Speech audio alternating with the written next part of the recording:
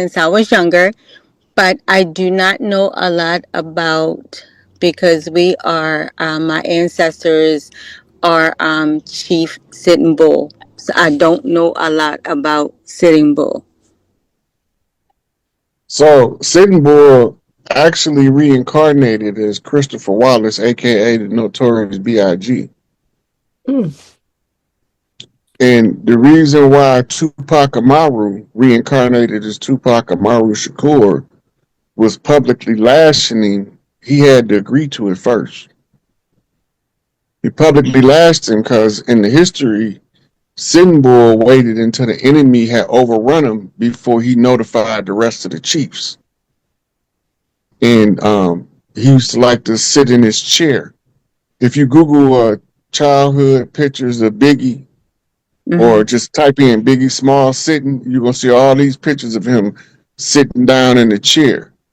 And then when you look up his zodiac sign, you're going to find out he was a Taurus, the bull, right? Now, the original Sitting Bull was a war chief, but he's only authorized to go to war if it's signed off by a peace chief. And the history they gave us was just enough where we barely recognized the energy when he returned. So they playing Biggie and Tupac is playing out this East Coast West Coast entertainment story to show you a historical return of an energy. Um, like ODB was using the Chief Crazy Horse energy, right? Geronimo was Geronimo Pratt, right? And it's a whole bunch. I can name at least 100 of them. But we all had to go into this amnesia, and Sitting Bull was one of the reasons we had got overrun to the level we did because he didn't believe the threat was as great as it was. So that's why we was called the war by Big Mama instead of by the war chief. Mm-hmm. Okay. But it's a lot of writings on Sitting Bull. I think I read at least 3 biographies from different authors. Yeah, we're up to like 4 generations. So great great great great great grandmother is part of Sitting Bull. I just don't know any anything further. Yeah, where he came back to collect on the debt. That's all I can tell you about that. He came back to collect on the debt Mm. because this how he is. We don't get you in this lifetime, we'll be back. Mm. That's why they can't never beat us. Because we keep If coming we back and back and if back. we gonna keep coming back till we win. Mm. And the game ain't over till the game is over, and we'll run it all the way up to the last minute on the clock before we shoot the buzzer shot. I know that's right. Okay. All right. Thank you. Thank you, Aqua. I'll see you later on Zoom. Tomorrow. No, not the day after. Okay. Bye. Okay. Bye. Okay, we have one more. I think can you hold on. Let me okay. And then we'll have and then we have Alex. Okay, so come in, Alex.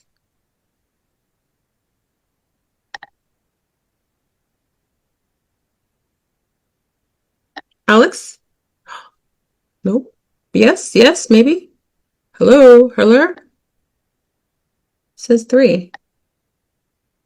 I only see just me and you. Me too. Oh, he's joining. It's taking a minute. Okay. Right? Because he was working for the bankers in Switzerland. The banks that they use as the front banks is the World Bank International Monetary Fund, but those are just gateway banks. The big bank is called the Scottish Bank. It got another name to it. Scottish something bank. It's the same bank they show you in Harry Potter. put that in your brain. The Harry Potter when he go get his underground with a goat, where all that they open the vaults. They got in Switzerland. These guys. Okay, now the bank, the World Bank and International Monetary Fund's owners didn't live there. Right? They had recipients there and some high-ranking board members, but the top owners of IMF, International Monetary Fund, WB, the World Bank, we lived in a place called the Isle of Man. Go ahead. The Isle of Man was a small island that they use for diplomatic purposes to keep them concealed while they do all of this dirt. So Obama got the letter, the stand-down letter from the Pope. We went over that, didn't we, Elder? Yeah, we got the whole story down. Okay, now, the reason why the Pope wrote the letter was because Obama was trying to get the Pope to allow them to reconstitute the treaty with Morocco. Now, remember, when the Treaty of Peace and Friendship was signed, there was no country on earth called Morocco. Go ahead. There is no ancient Morocco. There was no country before the 1900s, nowhere on earth called Morocco. But there was, out of Spain, something called the Royal Moroccan Company. It was called Rex Al Maroc something, but it translated into English as the Royal Moroccan Company. Go ahead. Right? The people of Morocco wasn't called Moors in ancient times. That's modern. But you attach the word ancient to Moor in order to give the illusion that we've been called Moors for eons, and it's not true. Yeah, I disagree partially with you on that, Roy. I think Moor is pretty old, and I already did a whole tape on it. AI did a whole tape on it. Now, you got to remember, MUUR and MOOR is two different words from two different backgrounds with two different etymologies. In linguistics, O and U is interchangeable. That's modern Grimm's Law grammar.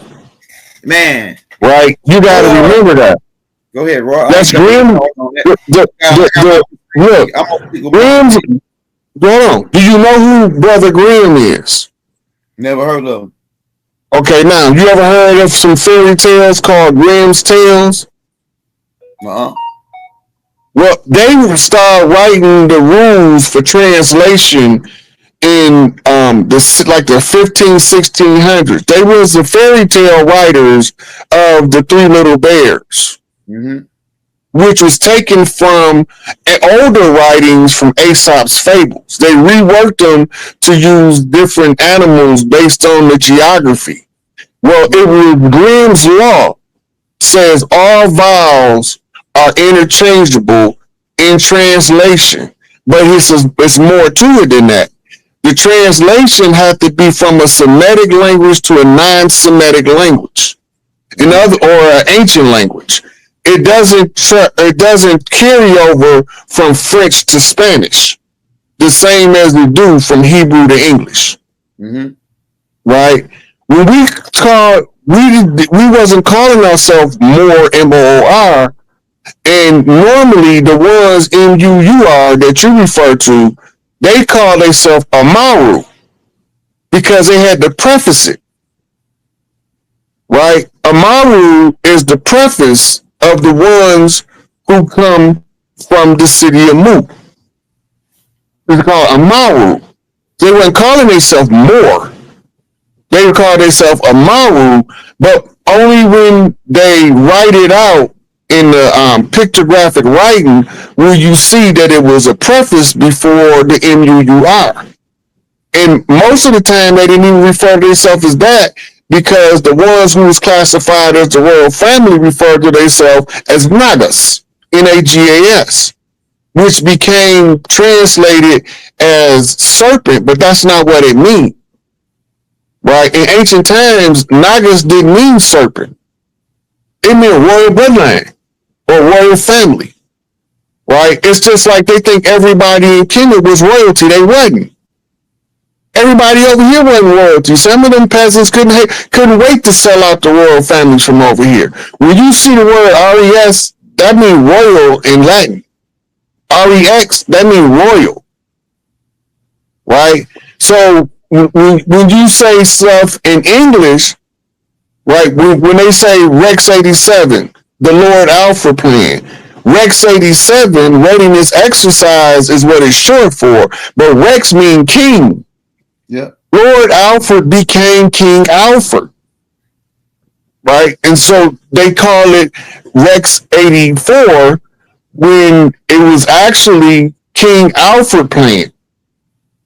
The King Alfred plan was the blueprint to lay out to get rid of us by taking the leadership out of the community by locking them in prisons. It's still right there. You can still read REX 84, written by Oliver North and Poindexter, before the Iran Contra. That's how it came out at. Yeah, I got a tape on that. I just put right. It came out during the Iran Contra, and most of the people used to believe it wasn't true.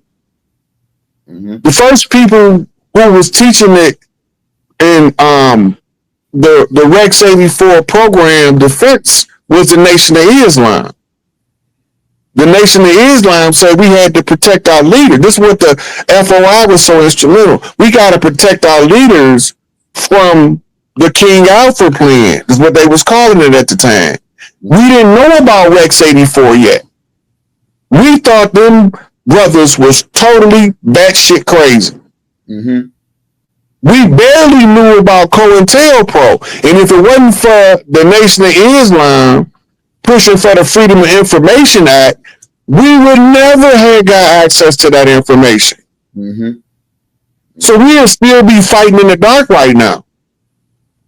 Like, most of us don't even know that the legal teams that was handpicked by Elijah Muhammad became the ones who pushed to get the Freedom of Information Act to be able to reveal hidden secrets to the public. We don't know that was Elijah Muhammad pushing some attorneys to do, some civil rights attorneys that y'all thought were part of the NAACP, the Rainbow Coalition, and all of that stuff. We didn't know Elijah had that reach.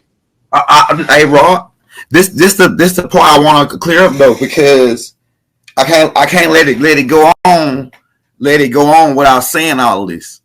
Mm-hmm. Now, you gave me the George Washington challenge. In the George Washington challenge, it says the Moors. I'm gonna do this to the Moors.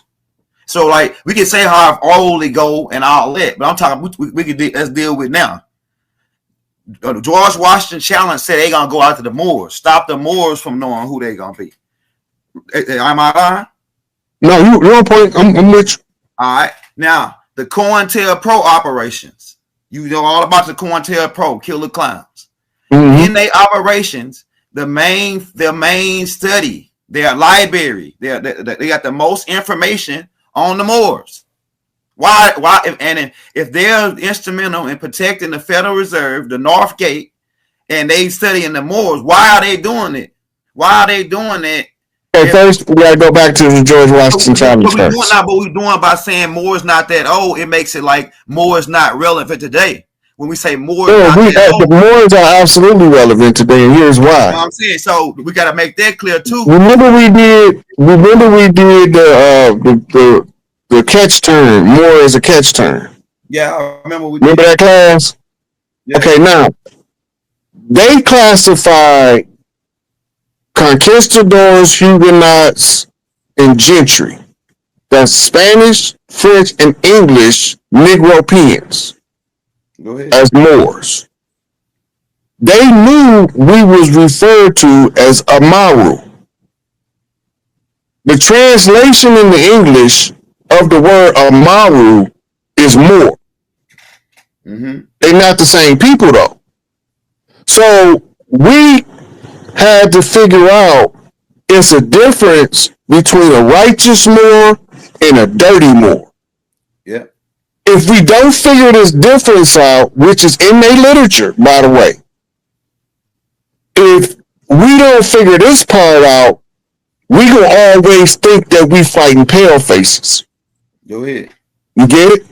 Go ahead. I got that part already. I got the part about the Moor Zionist guys who came the back doors, the Jacobites. They were more. Yeah, that's just the Johnny Come Lately faction. Yeah, it's different Moors, right? It's different Moors. Right. Yeah, even when you go to the legal definition of the word Moor, they're gonna give you a term called a tawny Moor. They're gonna give you a term called a blackamoor, right? And they gonna it's several more of them, but they all classify under the general term Moor. Mm-hmm. A tawny Moor and a blackamoor phenotypically don't necessarily look alike. $5 Indian. Original, right? $5 Indian original. It's the same as a tawny Moor, blackamoor, right? Most of us don't know that the original English that came over here looked like us, right? Most of us don't know that, and most of us don't know that before Christopher Columbus' voyage, that we was already assisting the Irish and the Scots in their wars against the Catholics. We don't know this because it's not taught as part of the curriculum, right? So when we say Moor today, Moor is an absolute relevant term. Under that banner of Moor, though, you got to remember the dirty Moor and the righteous Moor. Right? Now, why do we call the righteous Moor? Only because he right. It got nothing to do with, but he's right about who he is and the land he owns. Because all of us not good people. You gotta remember that. All of us is not good people. Right. But the dirty Moor has no birthright claim to nothing that's ours. And they try everything they can to convince us that we are the same people while they usurping every attempt of ours to rise. And this is why they murdered Clarence 13X. This is why they infiltrated the Nation of Islam. That alone, the study of the infiltration of the Nation of Islam itself. Remember, Malcolm left and did a press conference and say that the Nation of Islam has been thoroughly infiltrated. That means it's a whole lot of infiltrators in there. How can they be infiltrated by Paleface when Paleface ain't there? They not allowed in, has never been allowed to be members. So if they thoroughly infiltrated, what do the infiltrators look like? Go ahead. Right? Now, Malcolm was writing, he was dictating the autobiography to Alex Haley after, not before, after he was ousted from the Nation of Islam. Because while he was in the nation, he was so absorbed in doing ministerial work, he didn't have time to sit down with Alex Haley and tell his story. Right? And it's a direct quote from Malcolm X in the autobiography of Malcolm X in reference to Elijah Muhammad. He said, I will lay down my life for that man, but it's not past tense. It's not past tense. Which takes us to another interview press conference that Malcolm had, where he's naming all of these names of people in the Nation of Islam. And he said that the people in the streets know I'm not telling on nobody. And he said, and the police know I'm not telling on nobody because they told me. And he started naming names. Who he talking to, first of all, is he can't do that. But he can put it in the public domain. And Elijah, a 9.9.9 out of 10, he's seen it. So now, Malcolm, in his OAAU days, the Organization of African American Unity, remember that? That's what he formed after he left the Nation of Islam. Mm-hmm. In them days, with the long beard, he's sitting there telling Elijah Muhammad because there ain't nobody else for him to be telling. He can call Martin and say, hey, Martin, these the niggas that infiltrated the nation. Let me give you their name. He couldn't do that with Elijah because now he's running a red herring. Mm. The red herring is to draw the heat off the messenger. Long enough for him to come up with a contingency plan for the infiltration that's took place in the Nation of Islam. And what Wallace did is what Malcolm was supposed to do. They traded places because Wallace didn't want to die for his daddy. Right? So what happened? Before Malcolm get brought into and they brought up all of the things about the girls and the babies and all that, Wallace already knew, but that wasn't never a point of contention. Mm-hmm. Wallace was sent to go to school in the Middle East so he could become Arabized and believe that Islam was being an Arab in America. Yeah. And Elijah kept telling everybody the whole time is the Islam that we teach is not the Islam they teach in Mecca. Right? Uh-huh. So now he's teaching you these values, principles, and he's getting drugs addicts off drugs. He's getting pimps out the street. He's getting hoes off the corner. He getting drug dealers out the trap houses. He doing all this stuff, mm-hmm. but because he don't wear jalabia and a turban, his son don't think he's a Muslim. Mm. Because he's been indoctrinated by the Arabs. Right. Right? Modern Islam from the Middle East is 2% Islam, 98% Arab culture. Go ahead. We don't got Arab culture over here, so Elijah couldn't teach you Arab culture because he wasn't no Arab. Go ahead. So what did he do?